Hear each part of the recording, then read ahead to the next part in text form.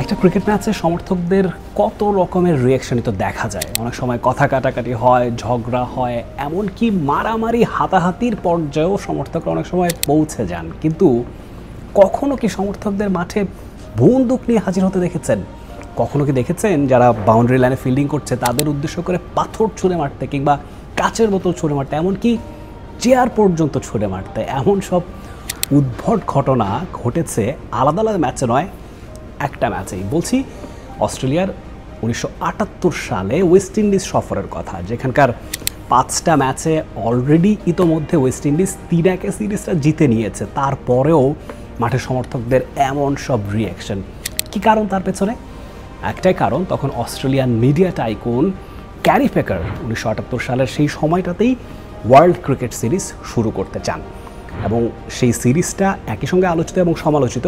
ক্রিকেটের বাণিজ্যিকীকরণে ক্যারি পেকারের ভূমিকা আছে, তবে এই পার্টিকুলার সিরিজটা অস্ট্রেলিয়ান ক্রিকেট বোর্ড খুব একটা ভালো মতো নেননি এবং সেটাকে তারা নিষিদ্ধ ঘোষণা করে দেন, এবং অস্ট্রেলিয়ার কোনো মিডিয়া সেটার সম্প্রচার সত্ত্বেও নিতে চায়নি। সেক্ষেত্রে একটু হযবরল অবস্থাই বিরাজমান হয়ে যায়, এবং ওয়েস্ট ইন্ডিজ ক্রিকেট বোর্ড থেকে বলে দেওয়া হয় ক্যারি পেকার তিনি কিন্তু ওয়েস্ট ইন্ডিজের ক্রিকেটারদেরকে সেখানে ভেরাতে চাইবেন। তখনকার ওয়েস্ট ইন্ডিজ টিম একবার কল্পনা করুন, সেখানে Michael Holding, Clive Lloyd, Viv রিচার্ডসের মতো কিংবদন্তি ক্রিকেটাররা একে একে ওয়ার্ল্ড ক্রিকেট সিরিজে নাম লেখাচ্ছেন, এবং যার রেজাল্টটা হয়েছে অভাবনীয়। ওয়েস্ট ইন্ডিজ ক্রিকেট বোর্ড তাদেরকে নিষিদ্ধ করতে এক মুহূর্ত দেরি করেননি। এত বড় বড় লেজেন্ডারি ক্রিকেটার, তাদেরকে ব্যান করে দেওয়া, তার ইম্প্যাক্টটা হয়েছিল ভয়াবহ। সেটার নেগেটিভ ইম্প্যাক্ট দলে তো পড়েছেই, সমর্থকদের মধ্যেও পড়েছে। একটাবার ভেবে দেখুন যে ক্যারিয়ারের একেবারে পিকে সাকিব আল হাসান, তামিম ইকবাল, মাহমুদুল্লাহ রিয়াদ, মুশফিকুর রহিম, তাদেরকে ব্যান করে দেওয়া হয়েছে। এটা ভাবা যায়? এক সাকিব আল হাসানকেই যখন নিষিদ্ধ করা হয়েছে তখনই কিন্তু বারে বারে সমর্থকরা অনেক উত্তপ্ত রিয়াকশন দিয়েছেন, মিক্সড রিয়াকশন দিয়েছেন। তবে সেই ওয়েস্ট ইন্ডিজের এত বড় কিংবদন্তি ভিভ রিচার্ডসেরই সারা দুনিয়াব্যাপী কোটি কোটি সমর্থক, তার ফলাফলটা হয়েছিল ভয়াবহ। এবং পুরো সিরিজ জুড়েই খেলাটা হোক ত্রিনিদাদে, হোক গায়ানায়, কিংবা জ্যামাইকায়, প্রত্যেকটা মাঠে উত্তপ্ত রিয়াকশন দেখা গেছে সমর্থকদের। তবে একদম আলটিমেট রিয়াকশনটা ওই জ্যামাইকার সাভানা পার্কে দেখা গেছে। সেখানে অস্ট্রেলিয়ান টিমটাও ওয়েস্ট ইন্ডিজ টিমের মতোই অনভিজ্ঞ দল, যেহেতু বড় বড় স্টার প্লেয়াররা ওয়েস্ট ইন্ডিজ টিমে নেই, ইনএক্সপিরিয়েন্সড প্লেয়াররা সেখানে খেলছিলেন, এবং অস্ট্রেলিয়ান টিমটাও অতটা এক্সপিরিয়েন্সড না, একটা কম্পারেটিভলি ইয়াঙ্গার সাইড তারা ওয়েস্ট ইন্ডিজে পাঠিয়েছিল। এবং এর ফলে যেটা হয়েছে, অস্ট্রেলিয়া খাবি খেয়েছে পুরো সিরিজ, তবে শেষ ম্যাচটায় তারা কিন্তু অসাধারণভাবে ঘুরে দাঁড়িয়েছিল।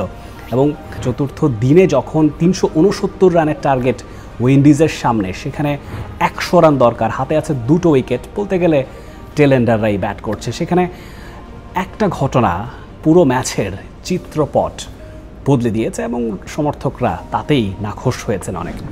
অস্ট্রেলিয়ান বোলার জিম হিক্সের বলে ভ্যান বার্ন হোল্ডার, অর্থাৎ ওয়েস্ট ইন্ডিজের একদম টেলেন্ডার একজন ব্যাটার, তিনি আউট হন কটস বিহাইন্ড। মাঠে তেমন রিয়াকশন না দেখালেও যখন তিনি গ্যালারির কাছাকাছি যান তখন রাগের চোটে তিনি তার গ্লাভসটা ছুঁড়ে ফেলে দেন, এবং খুব তীব্র রিয়াকশন দেখান। ম্যাচটা হেরে যাচ্ছে, এটা তিনি মানতে পারছিলেন না, কিন্তু সমর্থকরা ভেবেছিল সিদ্ধান্তটা ঠিক হয়নি। আম্পায়ারদের ওপর তাদের রোশনাল দেখা যায়, এবং যেহেতু অস্ট্রেলিয়ানরা অলরেডি দে স্টার্টেড সেলিব্রেটিং, সিরিজটা তারা হেরেছে, একটা ম্যাচ জিতে সান্ত্বনার জয় নিয়ে তারা দেশে ফিরতে চেয়েছিল, তারা অলরেডি সেলিব্রেট করা শুরু করে দিয়েছিল। এই ব্যাপারটা মোটেও ভালো মতো নেয়নি জ্যামাইকান ক্রিকেট সমর্থকরা। তখনকার সময়ের জ্যামাইকা, যেটা একটা পৃথিবীর সবচেয়ে অপরাধপ্রবণ অঞ্চলগুলোর মধ্যে একটা, তখনই শুরু হয়ে যায় একেবারে দাঙ্গা যাকে বলে, একের পর এক পাথর ছোড়া, বোতল ছোড়া, যেমনটা বলছিলাম গোলাগুলি পর্যন্ত হয়েছে। এবং অস্ট্রেলিয়ান ক্রিকেটাররা মাঠে একটা পর্যায়ে আটকা পড়ে যান, কেননা যে ড্রেসিং রুমটা ছিল জ্যামাইকার সাভানা পার্কে, তার ঠিক ওপরেই ছিল গ্র্যান্ড স্ট্যান্ড, এবং গ্র্যান্ড স্ট্যান্ড থেকে পর্যন্ত ক্রিকেটারদের উদ্দেশ্য করে ঢিল ছড়া হচ্ছিল। এবং পরিস্থিতি সামাল দিতে সেখানে জ্যামাইকান পুলিশ গিয়ে হাজির হন, এবং অস্ট্রেলিয়ান ক্রিকেটারদের রীতিমতো এসকর্ট করে ড্রেসিং রুমে নিয়ে আসতে হয়।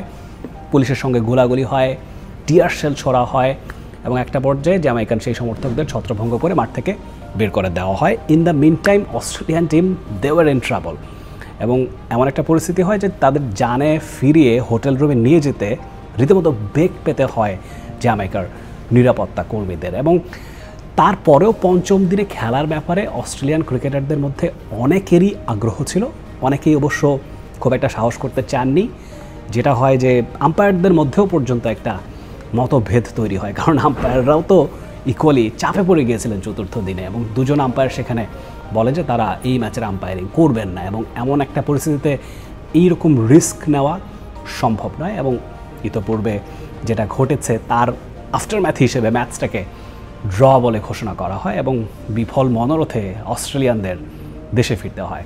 এই একটা ক্রিকেট ম্যাচ গোটা ক্রিকেট বিশ্বকে জানিয়ে দেয় ক্রিকেট শুধুমাত্র একটি খেলা নয়, ক্রিকেট রাজনীতি, অর্থনীতি এবং জনতার আবেগের অদ্ভুত এক মিশেলের নাম। এবং ক্রিকেটের হিস্ট্রিতে এই রাম্বল ইন জামাইকা একটা ন্যাক্কারজনক ঘটনা হয়ে আজও টিকে আছে। ক্রিকেটের এমন সব হিস্টোরিক্যাল ইভেন্টস সম্পর্কে জানতে প্রতি শুক্রবার চোখ রাখবেন টি স্পোর্টসের পর্দায়, এবং আমি রিফাত তানভীর রাফি হাজির হয়ে যাব ক্রিকেটের এমন সব পুরনো ঘটনা নিয়ে যার নাম ভিনটেজ ক্রিকেট। সবসময় টি স্পোর্টসের সঙ্গেই থাকবেন।